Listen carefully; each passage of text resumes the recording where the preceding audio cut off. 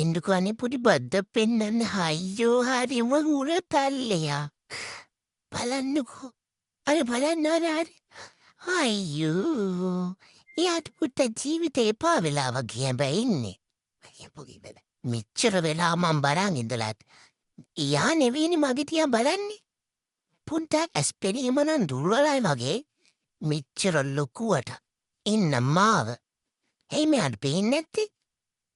හැබැයි ඉතින් හරිම කියුට් එයා අර බලන්නකෝ අනේ අවු තපිනවා එයා නාලද දන්නේ මට බෑ අනේ අනියෝ දෙයනේ යාළුවෝටයි අනේ තාත්තේ මාව එක්කගෙන යන්න බෑද මාව මෙන් බුරුර පොලිස් අප් එකක් දීලා පෙන්න ඉන්නේ නැතුව ඇයි වාට බෑ වග කිව යුතු පියෙක් හැටියට මාව ගින් ඉස්සරහා ගෙදරට දාන්න බැරි ඇයි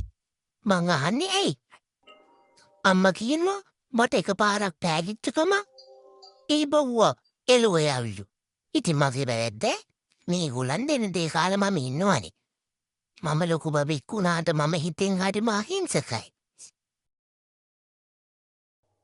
පැය ගානක් බලන් ඉඳලා මම එක දෙයක් තේරුම් ගත්තා